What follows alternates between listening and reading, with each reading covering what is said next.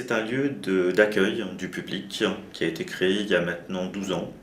qui fait partie de l'association École des parents et des éducateurs d'Île-de-France, mais avec cette volonté directe d'accueillir tout public, qu'il soit parent ou professionnel, pour échanger lors de débats, d'ateliers qui sont en lien avec la famille, bien évidemment, c'est le sujet phare. Public, on va dire, qui va se rencontrer autour d'une table dans un lieu qui est aménagé vraiment comme un café. C'est vrai que depuis 2 ans, on assiste à une vraie inquiétude de la part des parents, justement, autour de ce phénomène du jeu vidéo et plus généralement d'ailleurs des écrans, parce que c'est les jeux vidéo, ce sont les réseaux sociaux également, pourquoi pas, et aussi les téléphones portables avec lesquels les jeunes sont le plus souvent très connectés quand même. Donc l'inquiétude effectivement bien sûr tourne autour du temps passé dessus et de la grande difficulté qu'ont les parents, je dirais, ou l'adulte en règle générale, parce qu'on a aussi des professionnels qui s'en préoccupent, la grande difficulté, je dirais, de ces personnes à pouvoir gérer le temps, justement. Est-ce que c'est dangereux? Peut-être aussi, ça c'est une vraie question, d'autant que certains jeux vidéo sont souvent quelquefois très violents. Donc cette demande assez récurrente du parent de savoir si le fait de jouer à des jeux très violents risque de conduire l'enfant lui-même dans sa vie de tous les jours, on va dire, à être lui-même violent, bien évidemment, à la reproduire. Donc ça c'est une véritable inquiétude. Quelquefois, bien évidemment, des phénomènes, alors là, quand on est vraiment dans des cas un petit peu plus extrêmes,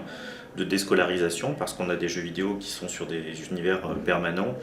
et qui, par définition, sollicitent les jeunes vraiment à n'importe quel moment de la journée. On essaie déjà peut-être de les informer beaucoup sur l'univers du jeu vidéo,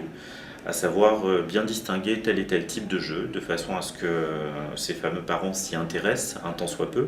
et de façon aussi à ce que justement le message ne soit pas de diaboliser le jeu vidéo lui-même, mais comment créer une communication avec le jeune, leur donner des réponses peut-être autour d'inquiétudes sur la violence des jeux.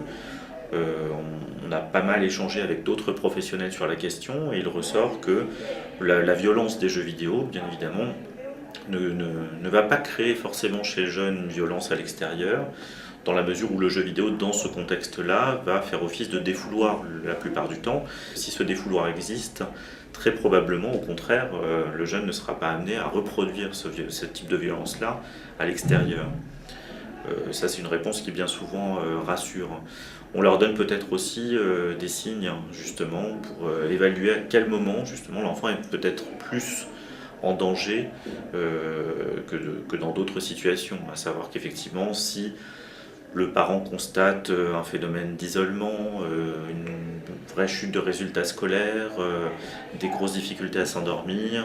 et que tous ces facteurs-là sont cumulés, il y a une véritable inquiétude, et effectivement, il peut être temps peut-être de consulter. En revanche, bien évidemment, on essaye aussi,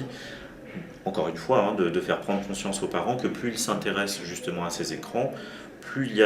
a de chances, je dirais, de créer une forme de communication avec les jeunes autour de ce sujet-là. Et de fait, plus il sera force de proposition pour l'amener justement à faire d'autres choses. Ce sont des ateliers avant tout d'information, c'est-à-dire qu'effectivement, c'est durant ces ateliers qu'on va travailler sur les différents types de jeux, et peut-être aussi qu'on va travailler sur ces fameuses inquiétudes du parent, en leur donnant peut-être justement des pistes pour pouvoir mettre des limites. On projette également des petits films qui ont été faits par la mairie de Paris, qui est un de nos partenaires, et qui bien évidemment présente non seulement ces fameux types de jeux vidéo, mais également en fait peut-être aussi quelques solutions concrètes justement pour dépasser un petit peu les difficultés. On organise également sur le secteur dans lequel je suis plus investi, celui de la formation des professionnels, de véritables ateliers également sur lesquels on va